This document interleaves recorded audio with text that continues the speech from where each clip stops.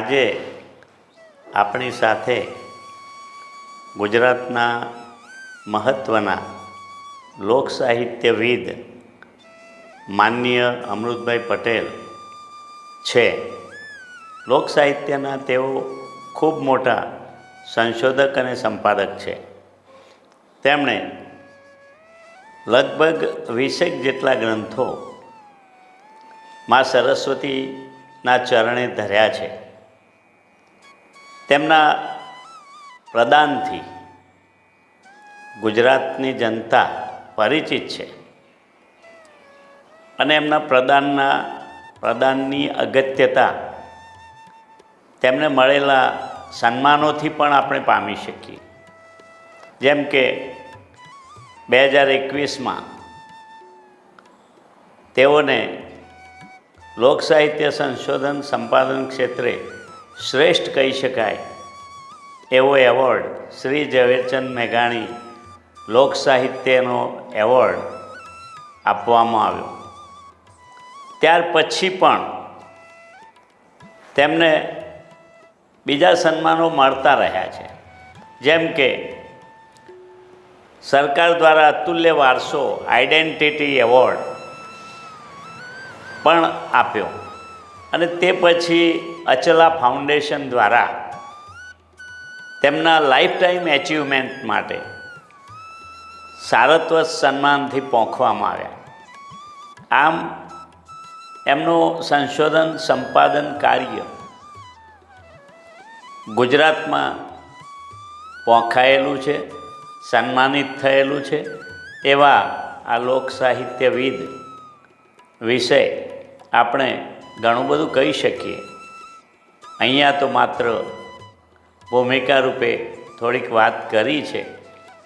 તેમણે લોક સાહિત્ય ઉપરાંત ઐતિહાસિક તથ્યો વિશે, કોઈવાર જ્ઞાતિઓ વિશે પણ તેમણે સંશોધનાત્મક મુદ્દાઓ છેડ્યા છે અને એ બધામાં તેમની સંશોધન દ્રષ્ટિ મહત્ત્વની છે.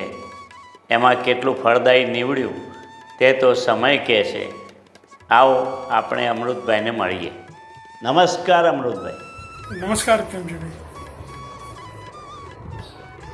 આજે ગુજરાતના જાણીતા લોક સાહિત્યવિદ, સંશોધક, સંપાદક અને લોકપ્રિય અધ્યાપક એવા માનનીય અમૃતભાઈ પટેલની આપણે મુલાકાત લઈશું અને તેમની સાથે પરિચયાત્મક પ્રશ્નોત્તરી પણ કરીશું. એટલે પહેલો પ્રશ્ન અમૃતભાઈ અમારો એ છે કે આપ જે ગામ, જે કુટુંબ અને ખાસ તો મા બાપ જ્યાં ઉછેર થયો છે આપણો, એના વિશે ટૂંકી વાત કરશો. પ્રથમ તો પ્રેમજીભાઈ, આપને અને આપની ટીમ અભિવ્યક્તિ વર્તુળની ટીમને ખૂબ ખૂબ અભિનંદન અને નમસ્કાર. હું આમ તો નાનકડા ગામ મકતુપુરનો વતની, હાલ ઊંઝા તાલુકાનું, ઊંઝાથી 3 કિલોમીટર દૂર માત્ર ગામ છે. જે તે સમયે સિદ્ધપુર તાલુકાનું આ છેવાડાનું ગામ. જન્મ મોસાળમાં થયો. 5 વર્ષ હું મારા ગામમાં રહ્યો. માતાનું નામ રઈબા, પિતાનું નામ પરસોત્તમદાસ. પિતા 3 ચોપડી એમનું ભણતર, માતા તો નિરક્ષર. અને ગામમાં અમારા પરિવારમાં મારા પિતાજીને 4 ભાઈ અને 2 બહેનો અને એમનો પરિવાર, સંયુક્ત પરિવાર 20, 22, 23 વ્યક્તિઓનું આ કુટુંબ. 7 વીઘા માત્ર જમીન. આવડા મોટા પરિવારનું ભરણ પોષણ ના થાય એટલે પિતા અમદાવાદ મિલ મજદૂર તરીકે, તરુણ કોમર્શિયલ મિલ કાલુપુર, ત્યાંનો સાળ ખાતામાં મજદૂર તરીકે નોકરી કરતા. અને સરસપુર દેસાઈની પોળમાં હું રહ્યો, મેળા ઉપર એક સુથારના મકાનમાં ભાડે રહેતા. અમદાવાદમાં રહ્યા ત્યાં સુધી ભાડે જ રહ્યા. એ લીપણવાળું ઘર મને મારી સ્મૃતિમાં આજે છે. પણ મોટા ભાગનો સમય મારા બાળપણનો, તમામ વેકેશનો વચ્ચે માતા ખેતર ના કામ માટે પાછી અમદાવાદથી ઘેર પણ આવે તો એની સાથે આવવાનું. ના તો ભલે ઉછેર થયો અમદાવાદમાં, પણ ના તો ગામ સાથેનો, સૌથી વિશેષ ગામ સાથેનો. આ રીતે મારા બાળપણના દિવસો વીત્યા. અને બહુ હા બોલો. બહુ સરસ. આપણું બાળપણ ભલે અમદાવાદમાં રહ્યું, પણ તમારો હૃદયનો નાતો તો ગામડે રહ્યો. અને આપની શૈક્ષણિક કારકિર્દી, ખાસ તો પ્રાથમિક માધ્યમિક વિશે કોઈ યાદગાર વાત હોય, કોઈ યાદગાર ગુરુજી હોય તો વિશે પ્રકાશ પાડશો. તો આમ તો સરસપુરમાં હરિભાઈ ગૌદાનીનું દવાખાનાની બાજુમાં શાળા નંબર 2, એમાં 1 થી 4 ધોરણ સુધી, 1 થી 3 ધોરણ, 4થું ધોરણ પાછું વળી એની બાજુની સ્કૂલમાં, શાળા નંબર 4માં. અને 5, 6 અને 7નું સ્કૂલ અમદાવાદ મ્યુનિસિપલ કોર્પોરેશનની શાળા નંબર 17માં. આ બધી મ્યુનિસિપલ કોર્પોરેશનની જે તે સમયની સ્કૂલો. શાળા નંબર 17ની પાછળ જ સલમ વસ્તી બધી, અને મોટા ભાગે શાળા નંબર 17 બધા સલમ વસ્તીના બાળકો, સહજ બાળકો, એમની સાથે મારો ઉછેર થયો. એમની સાથે જ સહજ રીતે હું ભણ્યો. અને અમારી સ્કૂલની સામે એક બાલભવન હતું. બાલભવનમાં એક બેન અને ગ્રંથપાલ નોકરી કરે. સ્કૂલમાં આવીને બાળકોને સમજાવે કે તમે બાલભવનમાં આવો અને આ બધું અમે તમને આપીશું, રમાડીશું. અમે જઈએ તો રમાડે પણ ખરા બેન. અને ઠંડા પાણીની વ્યવસ્થા, ઉપર પંખાની વ્યવસ્થા. અમારા ઘરમાં તો પંખાય નહીં એ વખતે. એટલે આવી એક સારી સુવિધાની લાલચમાં પહેલાં તો જતા. અને પછી તો એ સચિત્ર ચોપડીઓ આપે વાંચવા. એ ગ્રંથપાલ પણ બહુ સહજ, એટલે ચોપડીઓ લાવવું, વાંચવું, ઝગમગ આપે જૂના ઘેર લાવવા. તો એક દિવસ મારા પિતાજીએ જોયું તો 2 વર્ષ સુધી એમને ઝગમગ વસાવેલો. અને આ રીતે બાળપણથી જ મને એક આ વાંચન તરફનો શોખ થયો. અને પ્રાથમિક શાળામાં કોઈ એવા વિશેષ શિક્ષકોની મારી સ્મૃતિ નથી, પણ મારું શિક્ષણમાં શિક્ષકોનું યોગદાન તો બહુ મોટું છે. એમના નામો પણ એક ભાવસાર સાહેબ કરીને હતા, થોડોક સમય આવેલા. કારણ કે મ્યુનિસિપલ સ્કૂલ એટલે શિક્ષકોની વારે વારે બદલી હોતા. એક ધોરણ પૂરું શિક્ષક ભણાવીએ ના રહ્યો અને પાછો બીજા આવે, એ આવું પણ બન્યું ક્યાંક. તો અમારે કોઈ એવા વિશેષ શિક્ષકની પ્રાઇમરીના મારી સ્મૃતિમાં નામ પણ નથી અત્યારે. પણ માધ્યમિક શાળામાં એક જીંજુવાડિયા સાહેબ, ધોરણ 8ના મારા વર્ગ, આજે પણ મને એમનો ચહેરો પણ યાદ છે. મેં વિનીતની પરીક્ષા ધોરણ 7માં પાસ કરી દીધેલી. એટલે એમને મારા પ્રત્યે અહોભાવ, શિક્ષક અહોભાવ મારા પ્રત્યે, અને મને વિશેષ રીતે એ ટ્રીટ કરતા. તો એ શિક્ષક મને જ વારે વારે બિરદાવતા કોઈ પણ કામમાં. અને કોઈ એવું કામ હોય તો મને સોંપતા પણ ખરા, અને હું કરતો. અને અમારી સરસ્વતી વિદ્યાલયમાં મને પ્રવેશ મળ્યો. જે તે સમયની સરસ્વતીની સારામાં સારી સ્કૂલ, શેઠ અચરતલાલ હરિલાલ સરસ્વતી વિદ્યાલય. ધોરણ 8માં જ એમાં 4-5 વર્ગો, બધા જ વર્ગો, મોટી સ્કૂલ. ગોપલાની સાહેબ કરીને એક આચાર્ય, એ દરેક વિદ્યાર્થીમાં રસ. એટલે આટલી મોટી સ્કૂલ પર દરેક. મને એમને એક વખત અમારા દર બુધવારે ઇતર પ્રવૃત્તિના વર્ગો થતા. એ ઇતર પ્રવૃત્તિના વર્ગોમાં દરેકને જુદા જુદા શોખ પ્રમાણેના કામો એ સોંપે અને પ્રવૃત્તિઓ કરાવે. ત્યાં જ કરાવે. દર બુધવારે 2 પિરિયડ છેલ્લાયના. અને જરૂર પડે તો ઘેર પણ આવા કામો સોંપતા. એ વખતે 1973માં ભારત પાકિસ્તાનનું યુદ્ધ થયેલું. અને મને એવું કહ્યું કે તું આ યુદ્ધના ફોટા, કટિંગ અને એની બધી માહિતી ભેગી કરને, એક ચોપડામાં ચોંટાડ અને એનું કલેક્શન કર. તો ગુજરાત સમાચાર, સંદેશ, જય હિન્દ, જનસત્તા, આ બધા સ્કૂલમાં પણ આવે. અને મારી આસપાસ જ્યાં આવતા હોય ત્યાંથી હું શોધી કાઢું અને એમની સમજાવી. અને એ પાછા મને આપે પણ ખરા, પાડોશી હોય કે દૂરની સામેની પોળમાં. એ વખત તો આખી પોળમાં 1-2 જ છાપા આવતા હોય. આખી પોળમાં ઘેર ઘેર છાપા ના આવે એવું તો ત્યાં હતું. ત્યાં પણ નહોતું, શહેરોમાં પણ. કોઈ હોટલે જઈને ભેગું કરું, અને એ બધું ભેગું કરું. કોલેજના મેગેઝિનોમાં આવતા. અને મેં એને ચોંટાડીને જ્યારે હું લઈ ગયો ત્યારે શિક્ષકોએ મને બહુ બિરદાવેલો. અને એ વખતે મને એમ થયું કે આવું કામ જે મેં કર્યું એનું આટલું બધું મૂલ્ય છે. પછી તો હું સિક્કા સંગ્રહ પણ કરતો અને ટપાલની ટિકિટો પણ ભેગું કરતો. આ શોખ, જે સંગ્રહ કરવાનો શોખ, કદાચ મોટપણે આ લોકગીતો કે લોકકથાઓનો સંગ્રહ કરવા તરફ દોરી ગયો એમ પણ બની શકે કંઈ. તો આમ અને મારી માતા મને વારે વારે એ રાત્રે અમે આકાશમાં તારા મઢ્યા આકાશ નીચે સૂતા હોઈએ, ઘર લીપણવાળું પણ બહાર આગળ પતરાની અગાસી, અને ત્યાં મને દરરોજ વાર્તાઓ કહે, ખવ ગોટમડા બળું પડું, બકરી બકરી ઊટ, આવી બધી જાત જાતની વાર્તાઓ કે જોડકણા કે એ પણ આમ વાતોનો એક ભંડાર હતી. અને એની કોઠાસુ બહુ ગજબની નિરક્ષર હતી, પણ એનામાં એક કૌશલ્ય હતું વાતચીતનું, સહજ રીતે એ સમજી શકે. તો એક આ માતાના આ જે વાર્તાઓ કહેવાના ની રસ રુચિના કારણે પણ મારી બાળપણથી રુચિ ઘડાઈ હોય એ પણ બની શકે. અને પિતાજી મોટે ભાગે ધાર્મિક, એ ઉપનિષદો વસાવતા એ જ વખતે, અને એમ ભલે મિલમાં જાય પણ રવિવારની રજાના દિવસે સાબરમતી નદીના આશ્રમોમાં જે સંતો રહેતા હોય એ સંતોને મળવા જાય, ઘણી વખત મને લઈ જાય. અને શંકર મહારાજ ઉનાવાવાળા એમના એક ભક્ત હતા, તો એમના આશ્રમમાં બહુ વારે જાય. હું પણ એ શંકર મહારાજની પાસે, શંકર મહારાજ પણ મને કે તું સારું ભણજે એમ બધું કહેતા. અને ઘણા બધા સંતો, માધવાચાર્ય કે બીજા કોઈ, ગીતા ભારતીનો એક આશ્રમ હતો, ત્યાં પણ બહુ જતા, એલિજ બ્રિજના નીચે જ હતું એ તો આમ સાબરમતીમાં શ્રાવણ મહિનામાં તો મોટે ભાગે નાવા જતા. 2-3 મિત્રોનું એમનું ગ્રુપ હતું, તો એમની સાથે મારે જવાનું થતું. તો એક ધાર્મિક જે પર્યાવરણ ઘરનું એ પણ, અને ગીતાનો પાઠ નિયમિત કરતા. દીવો કરે, ઘરમાં કોઈ ભગવાનનો ફોટો ના રાખે, પણ દીવો કરે અને દીવો કરીને ગીતાનો પાઠ વાંચે. ઓછામાં ઓછા 4-5 તો એ શ્લોક વાંચી જ જાય, ને પછી મિલમાં જાય સવારે ઉઠી. આ એમનો નિત્યક્રમ હતો.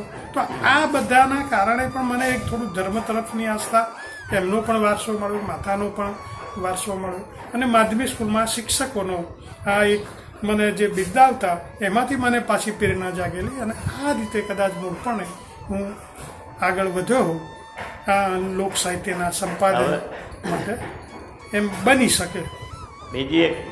બીજી એક વાત કે આપે ઉચ્ચ કેળવણી જે સંસ્થાઓમાં લીધી, એ સંસ્થાઓમાંથી કોઈ એવો ગુરુજી કે આપણી રુચિ ઘડી, જેને ખાસ તો લોકસાહિત્ય ક્ષેત્રે આપણી રુચિ વધારે ઘડી, એ ઘડતર કરનાર ગુરુજી વિશે અથવા 2 મિનિટ એની વાત કરશો? જો અમદાવાદમાં રહ્યા અમે અને ભણ્યું, અને પિતાજીને કેન્સર થયું, અને કેન્સરની બીમારીમાં એ જમાનામાં એમની બહુ અમે સારવાર પણ કરાવી, અને એમની ચાલુ નોકરીએ જ એમનું અવસાન થયું કેન્સર નિમિત્તે. માત્ર 6 કે 8 મહિના કેન્સર જાહેર થયા પછી એ જીવ્યા. એટલે અમદાવાદમાં રહી શકાય એવી કોઈ પરિસ્થિતિ અમારી રહી નહીં. એટલે વતનમાં આવી અને માતા ભેંસ લાવી, અને અમે પછી તો સંયુક્ત કુટુંબમાંથી વિભાજિત કુટુંબમાં અમે રહ્યા અને ખેતી કરવાનું શરૂ કર્યું. તો મેં ઊંઝામાં કોલેજ કરી, અને અનુસ્નાતક શિક્ષણ મેં પાટણમાં લીધું. પાટણમાં એ વખતે નવનીતભાઈ શાહ કરીને ગુજરાતીના એક હેડ ઓફ ડિપાર્ટમેન્ટ, અને એ મને વારે કે તું કંઈક લખ. એ વખતે મેં કવિતાઓ લખેલી, મેં નવનીતભાઈને બતાવી, તો એમાંની એક કવિતા એમને નિષ્ઠા મેગેઝિનમાં છાપી. અને એ વારે કે તું કંઈક તો કર, આવે છે તું આ ઉત્તરવહીઓ તારી જોઉં છું, ઉત્તરવહી જોતા મને એમ લાગે કે તારે કંઈક લખવું જોઈએ. અને એ નિષ્ઠામાં મારી પહેલી કવિતા છપાઈ, ત્યારથી મને એક ચાનક ચડી કે મારે પણ આવા સાહિત્ય તરફ જવું છે. અને પછી તો મેં એ વખતે કવિતાઓ પણ બહુ રચી. એક પણ કવિતા મેં કોઈ મેગેઝિનમાં પ્રગટ કરવા આપી નથી. એ વખતે મેં એક નવલકથા પણ લખી, એનું નામ પણ મેં ચક્રાઓ રાખ્યું, ચિત્રાકાંતા લખ્યું. ચક્રાઓ અને ચિત્રાકાંતા એ જમાનામાં મેં ટાઇટલ આપીને ફાઇલો પણ છે મારી પાસે, પણ મેં એને પ્રગટ કરી નથી, અને પ્રગટ કરવા પણ હું માગતો નથી. તો મારું સાહિત્યિક લખાણ તો આ રીતનું હતું. અને પછી જે MA પૂરું થયા પછી MPhilમાં પ્રવેશ લેવા માટે ગુજરાત યુનિવર્સિટીમાં ગયો, પ્રવેશ ફોર્મ પણ ભરી દીધું.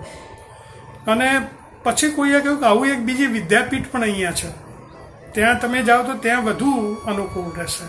તો પાછો વિદ્યાપીઠમાં ગયો, ત્યાં કનુભાઈ જાની એ ગુજરાતી વિભાગના અધ્યક્ષ હતા, એમને મળ્યો.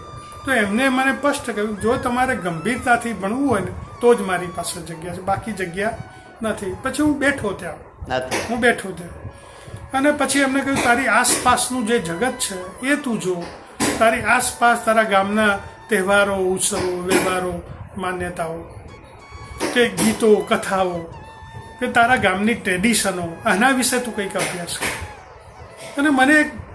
અને એ વખતે તો મેં મનમાં અતિ વાસ્તવવાદમાં મારે સંશોધન કરવું એવો વિષય લઈને ગયો હતો. તો એમને સ્પષ્ટ કહ્યું કે આ વિષયને તું ખસેડી દે, એક બાજુ મૂકી દે અને આવા વિષય તરફ તું જા. અને પછી તો એ દિશા ખુલી અને મને પણ એમ લાગ્યું કે ભાઈ આ અતિ વાસ્તવવાદ કરતાં આ એક નવો વિષય છે અને મને પણ એમાં થોડી રુચિ પડી, રસ પડ્યો. એટલે મેં એ વિષયને પડતો મૂકી અને આ વિષયમાં સંશોધન કરવાનું ચાલુ કર્યું. બરાબર. આપે સંશોધન યાત્રા આરંભી તો આજ સુધીમાં આપના કેટલાક ગ્રંથો પ્રગટ થયા છે અને એમાં સૌથી અગત્યનું કામ તમારી દ્રષ્ટિએ કયા ગ્રંથમાં કર્યું? હવે મેં એમફિલ કરી એ વખતે 850 ગીતો રેકોર્ડ કરી દીધેલા અને પછી એમફિલ તો પૂરું થયું. પછી જાની સાહેબે વારે મને પત્રો લખ્યો કે તું પીએચડી કર. પણ મને બહુ રસ પડતો નહીં પીએચડી કરવું કે ભાઈ આ એમફિલમાં જો આટલું બધું કામ કર્યું તો પીએચડીમાં તો કેવું એ કરવું પડશે. પછી એમનો એક પત્ર હતું, મને મળી જાય, 2 પત્રો આવ્યા. પછી હું મળવા ગયો કે હવે તારે કશું જ કરવાનું નથી, તારું આ જે કામ જ છે ને એ જ પીએચડીનું કામ છે, તારે હવે કંઈ વિશેષ કરવા, આને આપણે આ રીતે જોડીએ અને તું આ ફોર્મમાં સહી કરી દે. કોઈ એમને ફોર્મ ભરાવી રાખેલું, કોઈ વિદ્યાર્થી પાસે ભરાવે કે એમને ભર્યું, મારી સ્મૃતિમાં નથી અત્યારે, પણ મેં તો માત્ર પીએચડીના ફોર્મમાં સહી કરી અને પછી તો પીએચડીની ફીઓ પણ વારે એમને ભરી. દરેક સત્રનું નિયમિત જઈ પણ ના શકતો, ફી ભરવા દરેક સત્રની. અને પીએચડી પૂરું થઈ ગયું 85માં અને 85માં પીએચડી પૂરું થઈ ગયું કારણ કે મારે કંઈ બીજું વિશેષ કરવાનું, એ જ કામને મારે કમ્પાઇલેશન કરીને જોડવાનું હતું. 2 ભાગમાં મારો પીએચડીનો થીસીસ, ભાગ 1 અને 2 પીએચડીના થીસીસનો. તો બરાબર છે. એના પછી મેં સરસ્વતીને કાંઠે ઉત્તર ગુજરાતની લોકકથાઓ, લોકો એમ કહે કે તું આ બધું પીએચડી કર્યું તો આ મેઘાણી જેવા ગીતોમાં કર્યું, તો આ કથાઓનું શું છે? તો કથાઓ માટે ઉત્તર ગુજરાતની લોકકથાઓ પણ મેં કહું મેઘાણીમાં છે તો આપણા પ્રદેશમાં પણ હોવું જોઈએ ને. તો સરસ્વતી કાંઠાના ગામો ખૂંદવાના, પાળિયા જોયા, શિલાલેખો જોયા, તામ્રપત્રો જોયા, માહિતીદાતાઓને મળ્યો અને મેં આખું બધું ભેગું કર્યું. પણ મારે ટાચણ પોથીના પાના છપાવા હતા, પણ મિત્રોએ કહ્યું કે તું ફેલ જઈશ, કોઈ વાંચશે નહીં. મેઘાણીએ કર્યું એ જ શૈલીમાં તું લખ. એટલે પાછી મેં આમ ભણ્યો તો હું જે શાસ્ત્રીય પદ્ધતિ, પણ લખ્યું તો ખરું. મેં 4 ભાગ લે, સરસ્વતીને કાંઠેના ભાગ 1 થી 4 છે, પણ મેં માત્ર પહેલો ભાગ જ 14 વાર્તાઓ જ મેં પ્રગટ કરી અને એ લોકોને બહુ ગમી.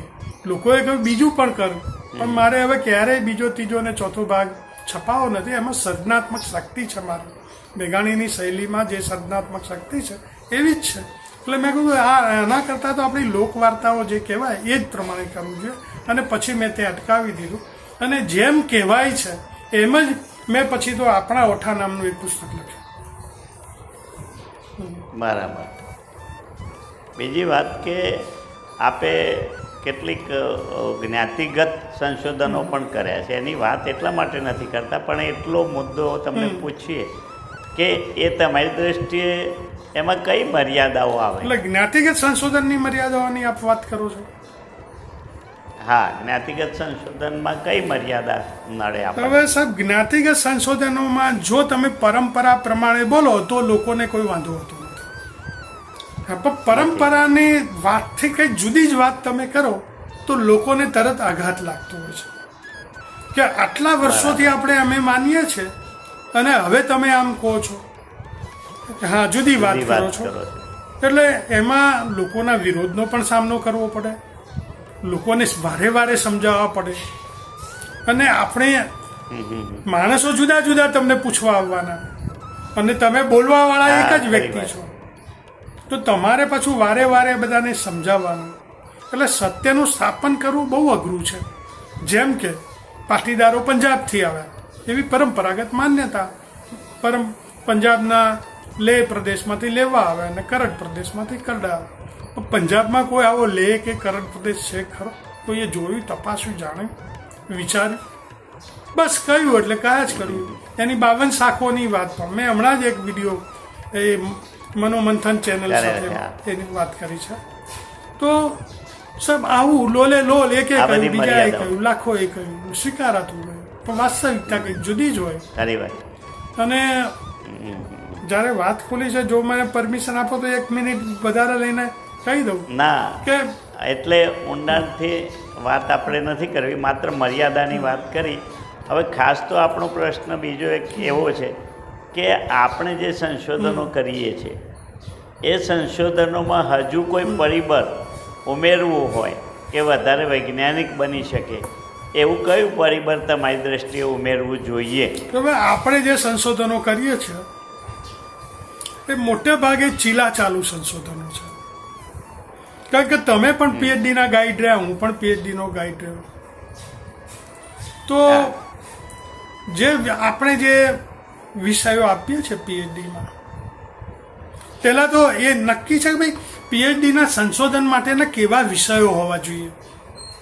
પહેલાં તો આવો જ કોઈ એક સેમિનાર કરી અને ગાઈડોને સમજાવવાની જરૂર છે કે ભાઈ આવા વિષયોમાં સંશોધન કરો. સંશોધન એ સાહેબ દેશ, દુનિયા અને વ્યક્તિને ઉપયોગી થાય તેવું હોવું જોઈએ. માત્ર બુદ્ધિ વિલાસ માણસનું કે 5-25 માણસોના બુદ્ધિ વિલાસ સમા પુસ્તકોનું કોઈ મૂલ્ય નથી સાહેબ. સમાજને ઉપયોગી થાય કોઈ પણ સંશોધન આખરે તો વ્યક્તિ અને સમષ્ટિ માટે હોવું જોઈએ. જીવનના રહસ્યોને ઉદ્ઘાટિત કરે તેવું સંશોધન હોવું જોઈએ. જીવન ધરતીના પેટાળમાં એક્સરે પાડીને કહી શકે જેમ અત્યારે મશીનો, એમ તમારું સંશોધન એક્સરે પાડીને બહાર લાવે તેવું સંશોધન હોવું જોઈએ. અને આ સંશોધનો બુદ્ધિ વિલાસવાળા ના હોતા સાહેબ જ્ઞાનનો સાચા અર્થમાં પ્રકાશ અને વ્યક્તિના ઉપયોગમાં આવે, સમાજના ઉપયોગમાં આવે, સમષ્ટિના ઉપયોગમાં આવે. અને જે ઉદ્ઘાટિત નથી થયું, જે પેટાળમાં ધરબાયેલું છે એને ઉદ્ઘાટિત કરે એવા સંશોધનો હોવા જોઈએ. રહસ્યોને ખુલ્લા કરી આપે તેવા પણ એવા સંશોધનો ઓછા થાય છે. ચીલા ચાલુ સંશોધનો બહુ થાય છે. અને આખું સાહેબ સંશોધનનું માળખું જ પશ્ચિમમાંથી આવ્યું છે. સંશોધનની જે આપણે પદ્ધતિઓ જોઈએ છે ભારતીય પરંપરા પ્રમાણે કઈ રીતે સંશોધન થાય એ પણ એક વિચારણીય મુદ્દો છે. ગુજરાતી સાહિત્યમાં જેમ ટૂંકી વાર્તા, નવલકથા, સોનેટ, હાઈકુ, ખંડકાવ્ય કે ઉર્મી કાવ્ય, નાટક, આ બધા જ સ્વરૂપો પશ્ચિમમાંથી. અરે એની વિવેચના પશ્ચિમમાંથી. લોક સાહિત્યનું સ્વરૂપ આપણું છે અને એની વિવેચના કે એના માપવાના મીટર પશ્ચિમના છે. જાની સાહેબે સાહેબ પહેલવેલું આમાં કામ આપણને આપ્યું કે આ રીતે શાસ્ત્રીય સંપાદનો થાય. મેઘાણી સાહેબે જે કર્યું સૌરાષ્ટ્રની રસધાર ભાગ 1 થી 4, સોરઠી બારવટિયા, એને આપણે લોકકથાઓ કહીએ છીએ. ડાયરાઓમાં પીરસાય છે, એને આપણે લોક સાહિત્ય ગણીએ છીએ. પણ વાસ્તવમાં તો એમાં સર્જનાત્મક શક્તિ છે. અને સર્જનાત્મક શક્તિ બળી હોય એને તો આપણે ટૂંકી વાર્તાથી એકદમ નજદીક હોય, અરે ખરેખર તો ટૂંકી વાર્તા જ કહી શકાય. વિષય વસ્તુ ઐતિહાસિક હોઈ શકે પણ એમાં સર્જનાત્મક શક્તિ ઘણી છે. અને એ રીતે જ આપણે ત્યાં લોકકથાઓના પુસ્તકો થયા અને અભ્યાસક્રમોમાં મુકાયા, આજે પણ મુકાય છે. અને આમાં સાચું કામ કરનારા તો હું તમને કહું, તમે વાત કરો છો માટે હું તમારું નામ દઉં એ નહીં, પણ ભગવાનદાસ, પ્રેમજી પટેલ, અમૃત પટેલ, તો આવા જ શાંતિભાઈ આચાર્ય, પેલા એક શાંતિલાલ દવે જે સૌરાષ્ટ્રના પડધરીમાં હતા અને અડાલજમાં એ પોતે ગૌશાળામાં નોકરી કરતા, અત્યારે તો દિવંગત છે, જયંતિલાલ દવે. તો આવા માણસોએ જે કામો કર્યા કે પછી પેલા વિરચંદ પંચાલ અને લવજી ડાભી, આ બધાના સંશોધનો એ યોગ્ય દિશામાં છે. અને આની સાથે એક પૂરક પ્રશ્ન તમને પૂછું કે આપણે ત્યાં ઉત્તર ગુજરાતમાં જે સંશોધનાત્મક આખો જે ઉપક્રમ છે એ આટલા બધા સંશોધકો દ્વારા કામ થયું છે, ગુજરાતમાં પણ થયું છે. તો એ બધામાંથી આપણે ઉત્તર ગુજરાતનું જે કામ છે એ તમારી દ્રષ્ટિએ કેવી કક્ષાનું છે એ તમે પ્રકાશ પાડો. અરે સાહેબ શું કહું કે ગુજરાતમાં લોક સાહિત્યના ક્ષેત્રે ઘણું બધું કામો થયા. ઘણી બધી સંસ્થાઓ, સરકારી સંસ્થાઓ પણ કામ કર્યું. એમાં લોક સાહિત્યના મણકા મને સારા લાગે, હા, કારણ કે એમાં તો જુદા જુદા પ્રદેશમાંથી જુદા જુદા વ્યક્તિઓએ એમાં ગીતો લખીને મોકલે. એમની મર્યાદા હશે લખીને મોકલવાની, પણ એકંદરે ખૂબ સારું એ મણકાઓમાં કામ થયું છે. અને કેટલાક મને માત્ર તમને કહી દઉં, બહુ જૂજ કામો ગુજરાતમાં ભરમાં ગમ્યા છે. લોક સાહિત્યના ક્ષેત્રમાં કેટલીક ઠેકાણે તો લોકગીતોમાં પણ સર્જનાત્મક શક્તિ ભળી હોય ને એવું પ્રાથમિક દ્રષ્ટિએ દેખાય છે.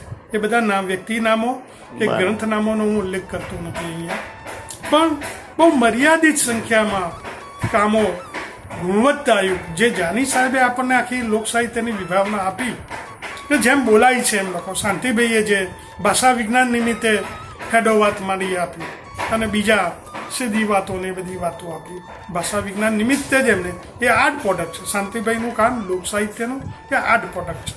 પણ સીધી પ્રોડક્ટવાળા કામો જે છે એમાં સૌથી સારું કામ ભગવાન દાસનું. ભગવાન દાસનું કામ કદાચ વૈશ્વિક લેવલે મૂકી શકાય એવું કામ છે. અને પદ્મશ્રી આપો તો પણ નાનો પડે એવું એમનું કામ છે, પણ એમની નોંધ જોઈએ એવી લેવાય નહીં. પ્રમાણમાં લેવાય છે એવું નથી, સાવ નથી એવું નહીં, પણ જે લોકોએ જેમ બોલાય છે એમ લખ્યું એવા ગ્રંથો મારે મન બહુ મોટું મૂલ્ય છે. લોકો જેમ બોલે છે, કે જે લોકો જેમ કથે છે, લોકો જેમ ગાય છે, કે લોકો જે રીતે એ લોક સાહિત્યને પ્રગટ કરે એ જ રીતે લખાવવું જોઈએ, તો જ એ ગ્રંથ ઉત્તમ છે. બધા ગામ, હવે તો તમને બહુ મગ ચોખા જુદા પડી ગયા હશે, હું નામો નહીં બોલું, તમારા 14 લોક કે અમી લોક. હવે એક બીજો પ્રશ્ન પૂછું કે આપણે લોક સાહિત્યની જોડે જોડે ચારણી સાહિત્યની વાત થાય છે, મેઘાણીએ પણ કરેલી. તો આ ચારણી સાહિત્ય અને લોક સાહિત્ય આ બેમાં કેવો ભેદ જણાય? બહુ સારી વાત કરી સાહેબ. મેઘાણી સાહેબે કહ્યું એટલે બ્રહ્મ વાક્ય એમ જ લોકોએ માની દીધું, પણ બરોબર છે. 1922માં આ ક્ષેત્રમાં મેઘાણીનો પ્રવેશ થયો, લોક સાહિત્યના ક્ષેત્રમાં. એ કલકત્તાથી આવીને મને મારી ધરતીનો પોકાર બોલાવે છે, મને મારી પેલી ગોધુલી સમય યાદ આવે છે, લિખિતનું આવું છું. તો મેઘાણી સાહેબે આ જે કહ્યું એ સમયે બરોબર હતું. એમને જે રીતે કામ કર્યું, એમની પણ મર્યાદાઓ હતી. મર્યાદાઓ સાથે પહેલવેલા વૈતાલિક હતા.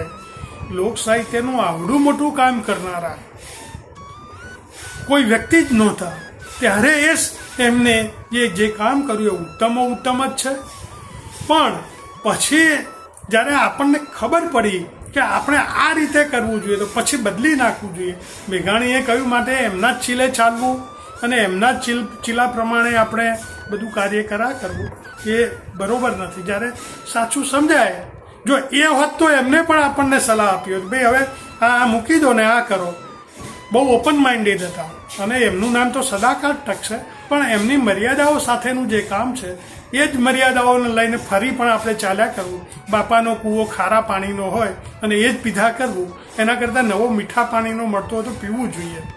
મારું આ એક તો કહેવું છે. મેઘાણી સાહેબે ચારણી સંશોધનો કર્યા અને ચારણી સંશોધનો મેઘાણી સાહેબે લોક સાહિત્યની સાથે મૂક્યા, એટલે ભાઈ આપણે મૂક્યા કરવા. તમે જુઓ, લોક સાહિત્યની તો પાયાની શરત છે કે સર્જક અજ્ઞાત હોવું જોઈએ, કર્તૃત્વ જ અજ્ઞાત હોવું જોઈએ, અસંખ્ય પાઠાંતરો હોવા જોઈએ, લોક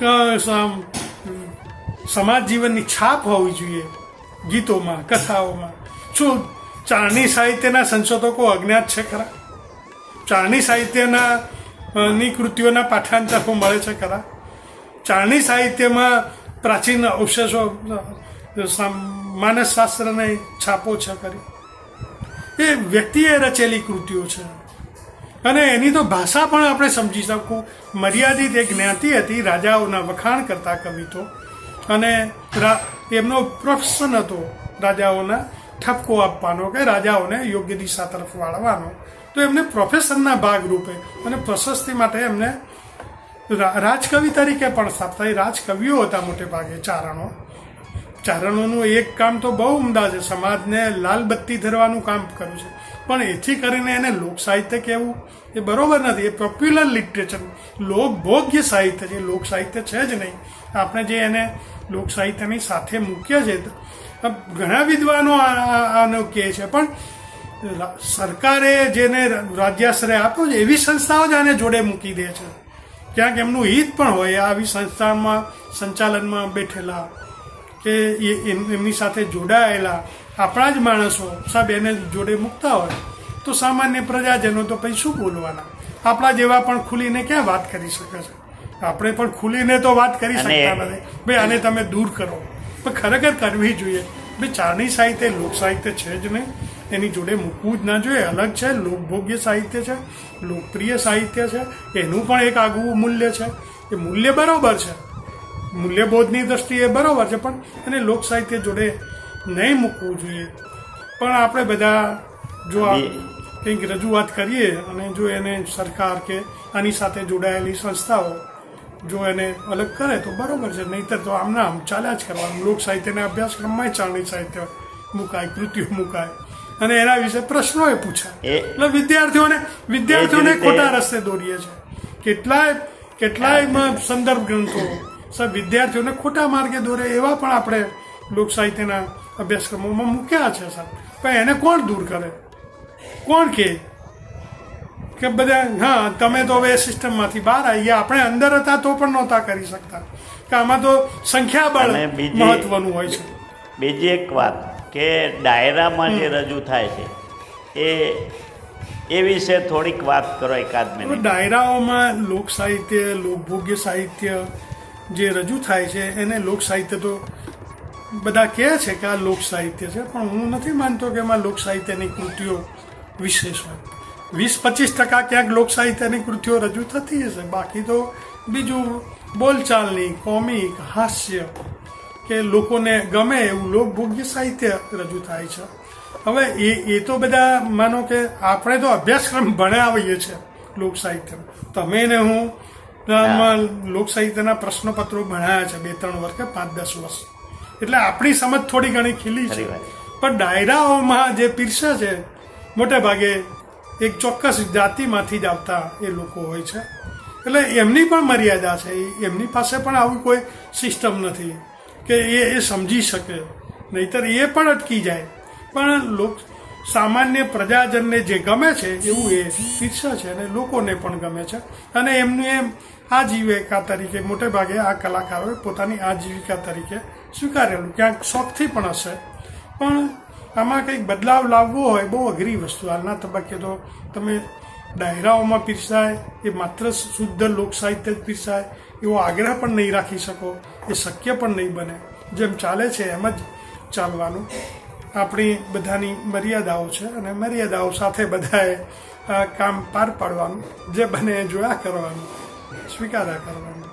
હવે એક છેલ્લો પ્રશ્ન પૂછું તમને કે તમારા સમસ્ત કામમાંથી સંશોધનની દ્રષ્ટિએ તમે શ્રેષ્ઠ ગણતા હોય એવું કયું પુસ્તક આપો? હવે જો કોઈ પણ માતાને એમ પૂછો કે તારા 5-7 બાળકો છે કે 17-18 બાળકો છે, એમાંથી કયું સંતાન ઉત્તમ, તો એ તો એ કે મારા બધા સંતાનો ઉત્તમ.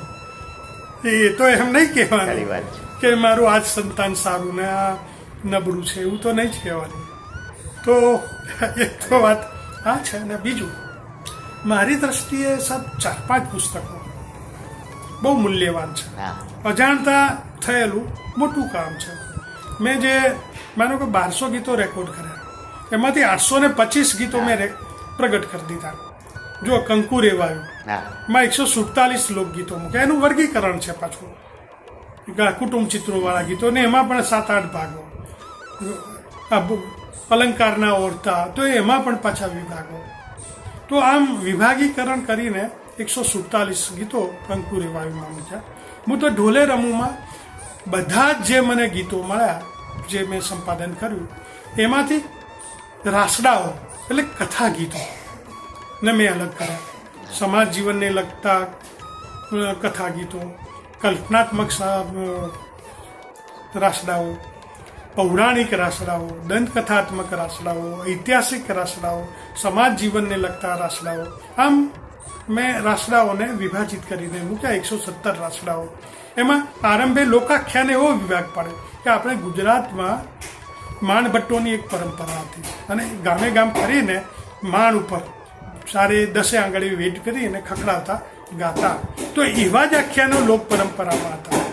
તો લોક પરંપરાના આખ્યાનો છે એવું મેં વહેલું એમાં મૂક્યું કે ભાઈ આ 7 જે મને મળ્યા છે એ આખ્યાનો છે લોકોના. 2 દિવસ સુધી સ્ત્રીઓ ગાતી હોય, એક દિવસ આખી રાત એક આખ્યાન ચાલુ કરે તો ચાલ્યા કરે, 4-5 કલાક ચાલ્યા કરે.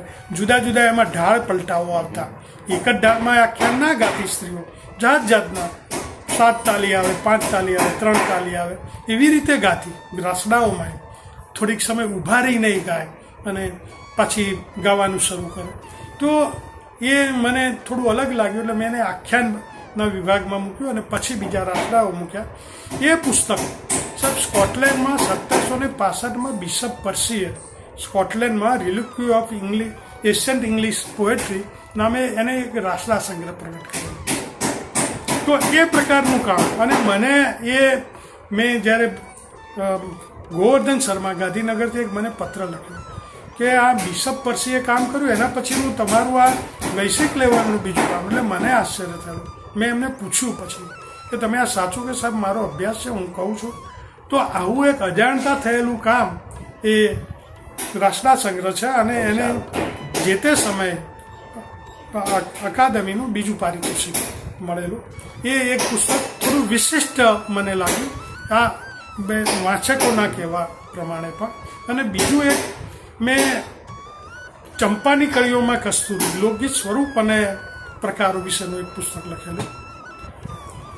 તો નરોત્તમ પલાણી સાહેબ પોરબંદરથી એ વાંચીને મને પત્ર લખ્યો કે પુષ્કરભાઈએ જે લોકવાર્તા નામનું પુસ્તક લખ્યું એ લોકકથા સ્વરૂપ વિશેનું પહેલું પુસ્તક હતું ગુજરાતનું. અને તમારું આ ચંપાની કળીઓમાં કસ્તુરી લોકગીત સ્વરૂપ વિશેની સીધી ચર્ચા કરતું આ પહેલું પુસ્તક. એ પત્ર પણ મારી પાસે છે અત્યારે. મેં ફેસબુક ઉપર એ પત્ર મૂક્યો પણ છે. તો એ પુસ્તક પણ એટલું જ લોકોને ગમ્યું, વિદ્વાનોમાં ચર્ચાયું કે લોકગીત સ્વરૂપ વિશેની વહેલું પુસ્તક તમે આપ્યું એ જ બહુ મોટી વસ્તુ છે. તો એક બીજું પુસ્તક એ રહ્યું. ત્રીજું એક પુસ્તક હતું આપણા ઓઠા. એક વખતે યુનિવર્સિટી જ્ઞાન નિર્માણ બોર્ડના ચેરમેન મારી કોલેજમાં કોઈ કાર્યક્રમમાં મેં એમને 1-2 ઓઠા કહે ઓફિસમાં બેઠીને ચર્ચા થતી કે આવા તમને કેટલા અમે આવા તો 40-50 તો મને કંઠસ્થ છે, મેં આવા ભેગા કર્યા છે. તો એ કે હા તો કે તમે અમને આવું એક પુસ્તક કરી આપો. એટલે પછી તો એમને એ પુસ્તક યુનિવર્સિટી જ્ઞાન નિર્માણ બોર્ડે છાપ્યું ઓઠાઓનું. અને ગુજરાતનું ઓઠા સ્વરૂપનું એ વહેલું પુસ્તક. ગુજરાતી લોક સાહિત્યમાં ઓઠાના વિશે કોઈએ આવું કામ કરેલું નહીં. 2001ના શ્રેષ્ઠ પુસ્તક તરીકે એને પછી પારિતોષિક પણ મળેલું. તો એમાં મેં 118 જેટલા ઓઠાઓ મૂક્યા છે. તો એ પુસ્તક મને સૌથી વિશેષ ગમ્યું. અને બીજું મેં મેદીલાલ ગુલાલ નામે ઉત્તર ગુજરાતના લોકગીતોનું એક પુસ્તક કરેલું છે. એમાં 180 લોકગીતો મૂકેલા છે. પછી એક કરેલું છે જમરખ દીવડો ઉત્તર ગુજરાતના લગ્ન ગીતો વિશે. તો એમાં પણ 197 જેટલા લોકગીતો મુકાયેલા છે. અને પછી છેલ્લે એક કર્યું આપણો ઉપેક્ષિત વારસો. એમાં કોષ ઉપર સવારે જે ખેડૂતો રામ ગાતા વેલા પરોડીએ લઈને કોષ જોડે કૂવામાં અને પછી રામ ગાતા. જુદા જુદા 5-10 ખેતરવાએ કે 2-3 ખેતરવાએ આવા રામ ગવાતા. તો એ રામ ગીતો પણ એમાં મૂક્યા. સલોકા લગ્નનો વરઘોડો નીકળે એટલે મારા ગામમાં સલોકા ગવાતા. એક પહેલો ગોવાબાના પહેલે આવીને ગાંજો મસાલ લઈને બહુ. અને અમારા અંબારંભા એ સલોકા ગાતા. તો એમની પાસેથી મેળવેલા સલોકા મેં એ પુસ્તકમાં મૂક્યા છે. ફટાણા મૂક્યા છે, બાળ જોડકના મૂક્યા છે. એમ કરીને 200 કંઈક 95 જેટલા ગીતો એ પુસ્તકમાં આપણા ઉપેક્ષિત વારસામાં મેં મૂક્યા છે. મરસિયા પણ મૂક્યા છે જે સ્ત્રીઓ ગાતી એ. તો આવા કેટલાક વિશેષ પુસ્તકો પણ મેં કર્યા છે. કે જેના વિશે કામ થયું નહોતું ગુજરાતમાં વહેલું આ દિશામાં કામ થયા હોય એવા આ માઇલસ્ટોન સમા પુસ્તકો છે. આમ તો બધા જ પુસ્તકો મને ગમે છે. રાજમાતા મિનળ દેવી વિશે પણ મેં કામ કર્યું. ઉત્તર ગુજરાત સાહેબ એ અદ્ભુત પ્રદેશ છે. સરસ્વતી ઘાટીની સભ્યતાનો પ્રદેશ. ભલે આપણે ભણવામાં ભણ્યા હોય કે ભારત મુલક એ સિંધુ ઘાટીની સભ્યતાનો દેશ, પણ ઉત્તર ગુજરાતમાં સરસ્વતી નદી વૈદિક મેં એક વખત કોલેજમાં ગ્રંથાલયમાં પડતા ઋગ્વેદ ઉપર મારી નજર પડેલી. લાવીને વાંચતા મને ખબર પડી કે ભાઈ આ જે ઉપાસના પદ્ધતિ છે, ઉષા દેવીની ઉપાસના, ધનધાન્યની દેવીની ઉપાસના છે. તો 184 ઋચાઓ ખેતીની દેવીની ઉપાસના. હે માં ઉષા, તું અમને ધનધાન ભરેલા ગાડા આપ. હે માં ઉષા, તું અમારી રગોમાં અન્નરસને વહાવ. હે માં ઉષા, તું અમને પ્રેરણા કરવાની શક્તિ આપ. તો આ ઉષા દેવીની ઉપાસનાની 184 ઋચાઓ મેં લખી. અને મારા ગામમાં જે પલ્લી થતી, બાળપણથી જે હું પલ્લીમાં ભાગ લેતો, સબ એ પલ્લીઓ મેં જોયેલી. પછી મને ગામે ગામ ફરીને પછી મેં ફરી એ પલ્લીઓનો અભ્યાસ કર્યો. ત્યારે ખબર પડી કે આ જે પલ્લીઓ ભરાય છે ઉત્તર ગુજરાત, એ તો ઉષા દેવીની ઉપાસના છે. અને પછી તો જે ઋગ્વેદમાં ઇન્દ્રની ઋચાઓ સાહેબ તમને કહું 40-45% ઋચાઓ આખા વેદના 5 ભાગો મેં બહુ વિગતે જોયા. તો એ ઈવડીમાં એટલી બધી ઋચાઓ છે ઇન્દ્રની. તો એ ઋચાઓ વાંચી અને પછી મને ખબર પડી કે આ જે ઇન્દ્રની ઉપાસના પદ્ધતિ છે, આપણે ગામે ગામે જે સુગંધ ભરીએ છીએ વરસાદના વર્તારા જોવા માટે, કયો પાક કેવો પાકશે અને કેવું ધાન્ય થશે, કેવું વરસ રહેશે, તો એના સુકન જોવાતા. તો એ સુકન જોવા હું જતો બાળપણથી. તો પછી મને એમ થયું કે આ તો આ ઇન્દ્રની ઉપાસના નથી. તો ખરેખર મોટપણે જ્યારે આટો મારી આવ્યો ત્યારે એક ગામે તો વાણીઓ ઇન્દ્રના વેશમાં જ સુકન જોવા જાય છે, ઈઠોરમાં ગણપતિના સુકનમાં. અને આપે વાત કરી કેટલાક ગામોમાં તો હાથિયા પણ નીકળે છે, ઇન્દ્રનું વાહન હાથીઓ. અને આ બધાનું એક મેં પુસ્તક કર્યું, સુકન વૈદિક ઇન્દ્ર પૂજાના મહોત્સવ. એ હજુ મારા હાથમાં નથી આવ્યું, છપાઈ ગયું છે એમ પ્રકાશક કહે છે, પણ હજુ આવ્યું નથી. તો આ પણ મારી દ્રષ્ટિએ એક મોટું મૂલ્યવાન કામ છે. અને જે મેં કહ્યું કે ઉષા દેવીની ઉપાસના, જે પાટીદારો જે આ પલ્લીઓ કરે છે અને ઇન્દ્રની ઉપાસનાના જે સુકન જોવે છે, તેના વિશે મેં સાહેબ વેદકાળથી માં ઉમિયાની પૂજા નામનું એક પુસ્તક લખેલું. સાહેબ એ પુસ્તક પણ મારી દ્રષ્ટિએ, આવા તો મેં કેટલા પુસ્તકોને હું આ ક્ષણે યાદ કરું. આપે મારી જે જૂની સ્મૃતિઓ છે એને યાદ કરાવી. મેં પણ આવું એક કામ કર્યું છે, એવું યાદ કરાવ્યું. આપનો ખૂબ ખૂબ આભાર આ ક્ષણે સાહેબ. કે આભાર અમૃતભાઈ. અને હવે આટલે આપણી મુલાકાત પૂરી કરીએ છીએ. અને આપે જે સહકાર આપ્યો એ બદલ આપનો ફરીથી આભાર માનું. અસ્તુ.